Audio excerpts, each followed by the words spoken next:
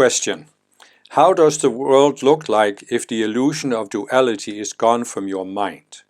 Kim, how is that for you? Do you walk through Paris without the illusion of duality? Well, it's tricky to say that my mind is completely free of duality, because how would I know? There could still be illusions that I haven't seen yet. And I know there are some illusions I haven't seen because I'm in a physical body, I haven't ascended. So, but what I can say is that compared to 20 years ago, because it was in the early 2000s that the Ascended Masters through me started talking about the duality consciousness. And they have given quite a lot of teachings on it. So back then I really started working with this, contemplating this, and asking the Masters for help to see this.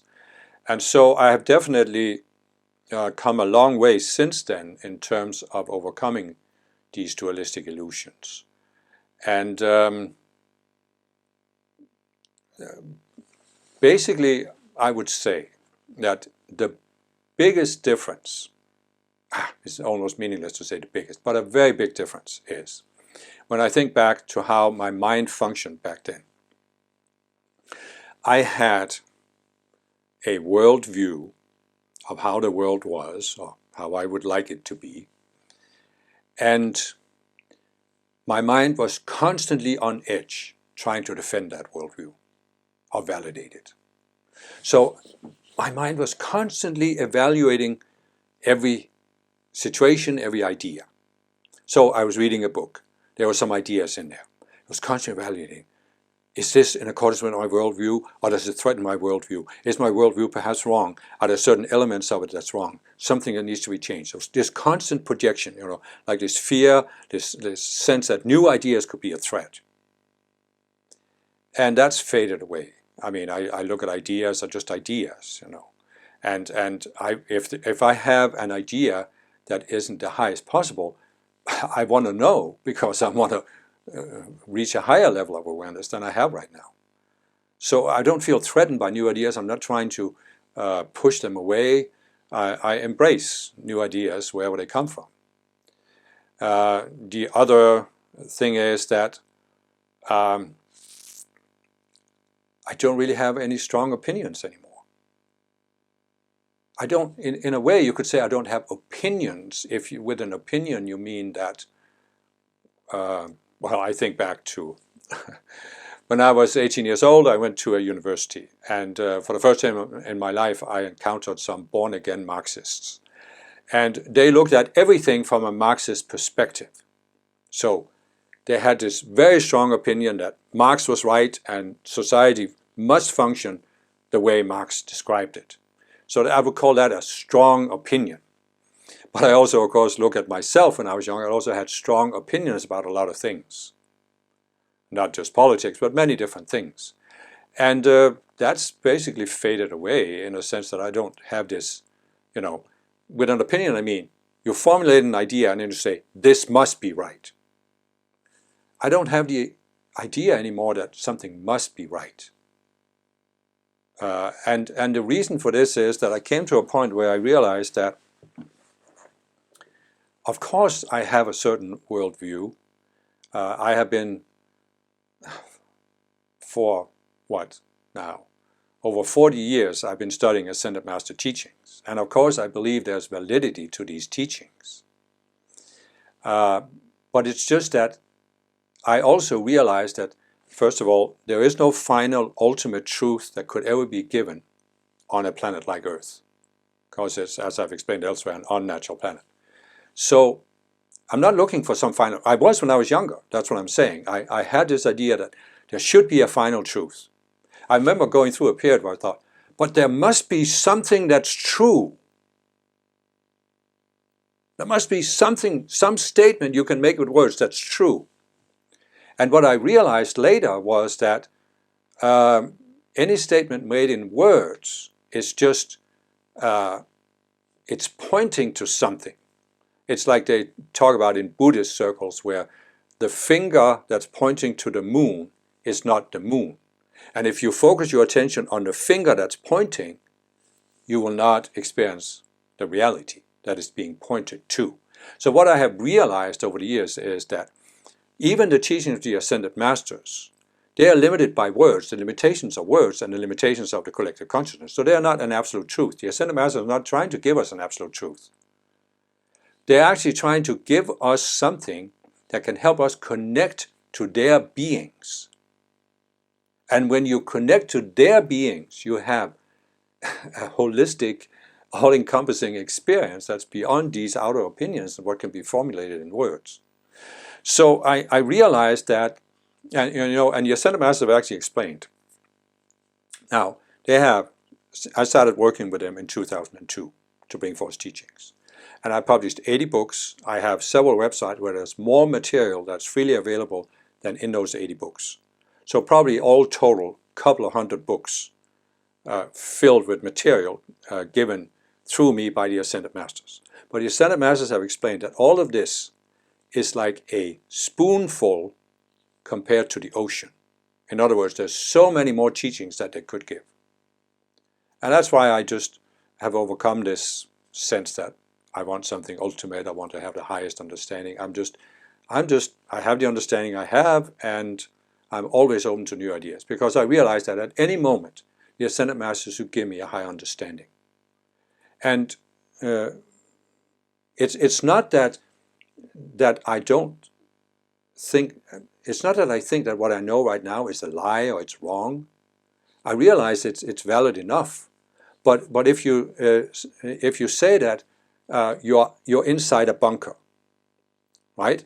And you have this binocular that you can look through the walls of the bunker to the world outside. And you're looking out and you see there's a tree outside, right? And that's all you can see through the binocular. Then you gradually expand the binocular, you zoom out, so to speak. So now you can see, oh, there's also a rock and there's a lake, right? So you're now seeing a rock, a lake, and a tree. But now think, suddenly the door opens and you go outside the bunker. Was it a lie that there was a rock, a tree, and a lake there? No, they're still there. But it's just there's so much more to the world than that little sliver that you could see through the binocular. So that's why I'm realizing I see something now, but there's so much more to the world, to reality, to Ascended Master teachings. And that's why, how does the world look like if the illusion of duality is gone from your mind? Well, first of all, you see everything as more neutral. You're just seeing things. You're not really judging. You're not really having opinions. You're just observing. Like even in the political field, I don't align myself with any political party, for example. And you have a political figure that does something, I'm not having a strong opinion about it. I just sometimes making an observation that, oh, but what he said is contradictory, or what he said is contradicting his actions, or his actions are going to have certain consequences which he obviously doesn't see or doesn't want to see. I'm making observations like that, but it's not an opinion or a judgment that this is wrong, this shouldn't be. I'm just saying, okay, but if you throw a rock up in the air, it's going to fall down. If you do this, it's going to have this consequence. So I'm just observing more than judging and having opinions. It's like a neutral way of looking at the world. And the other thing is that I'm not pulled into things and situations as much. Every once in a while I can get pulled into something where I become slightly irritated over a situation or impatient, but it quickly fades away again. And it's not like I have any long-term processes going on like I used to when I was younger. There was a certain situation. Something happened that I didn't like. I would go over it after the situation had passed, again and again and again, analyzing. Why did I do this? Why didn't I do that? And today, a situation is a situation. I react the way I react. Obviously, I look at, could I have done something better? But it's not like I have this need to analyze and explain everything. sometimes a situation is just, a situation, and that's it. Then you just move on. It's like moving on instead of dragging something with you. I have less and less I drag with me from the past. I still have situations that come up from the past, but it's much easier to dismiss them. It's like I guess you could say, I'm not identified with anything on earth anymore. There's nothing on earth that defines me. I'm just not identified with it. Even the teachings of the Ascended Masters, I've been very, very grateful and in awe about this whole process of bringing forth the teachings, but I'm not personally attached to it. I don't own them. I don't own anything on earth. There's nothing I have ownership of. There's nothing I couldn't live without. And that means nothing on earth owns me. I could move on at any time and have no regrets. It's not like I want to get out of here, but I could. I mean, if I died tomorrow or in 5 minutes, I would say, okay, let's move on. So yeah, I would say, the question is, do you walk through Paris without the illusion of duality? Definitely to a very high degree, because I don't look at life in dualistic terms. I don't constantly evaluate, is this right or is this wrong? I also will say that one of the things that are characteristics of duality is the epic mindset. I have one of my ego dramas discourses where I talk about the epic mindset, and that's also faded away. Even, as I said, with my own mission. Clearly it's part of my divine plan to bring forth these teachings of the Ascended Masters and to talk about it. But it's not an epic cause. I look back to when I was younger, especially when for example, I was first in the Transcendental Meditation movement and then in the Summit Lighthouse, and there was this epic mindset that, oh, we have the highest spiritual teaching, the most efficient meditation technique or decrees, and we are changing the world. We are saving the world. We are the few who are saving the world. That's completely faded away from me. I just am who I am. I'm bringing forth the teachings. I'm striving to be neutral and be an open door for the masters, and that's it. It doesn't matter how many people find the teaching. It doesn't matter how many views I have on YouTube or how many likes or dislikes. It's not that and don't get me wrong here, it's not that I don't care about anything, right? We just had a conference in Korea with a lot of people that I interacted with personally, and I very much enjoy interacting with other people. I enjoy helping them see something in their psychology. I enjoy when people tell me, your teachings have really helped me, or the teachings of the Masters have really helped me. This is very enjoyable for me, but it's just not an epic cause. It's not something I have to do, and I certainly don't fancy myself for thinking that, oh, I'm single-handedly saving the world, That's just the ego that wants to think that way. So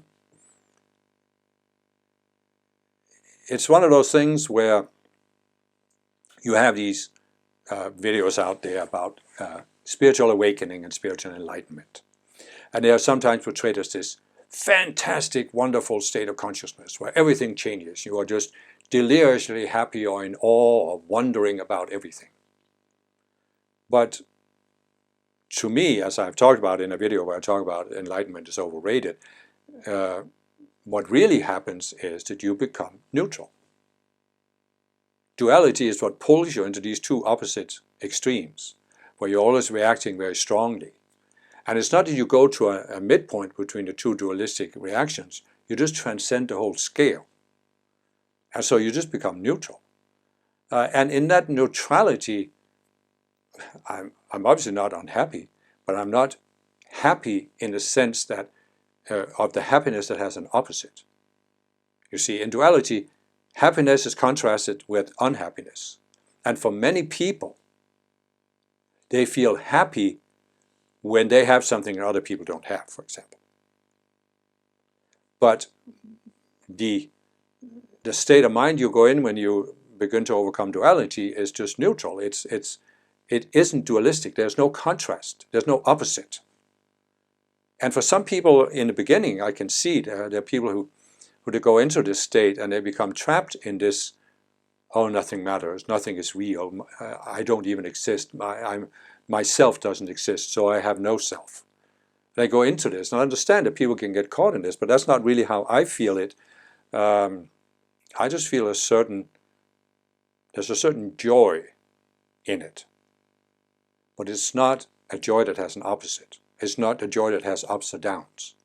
It's just a constant enjoyment. So in a sense you could say that I enjoy life more than I did before, but it's not like I'm going around enjoying life all the time, because sometimes I'm just focused on a specific task that I'm doing. And I'm not, constantly thinking about, oh, this is so wonderful and this is wondrous and this and that.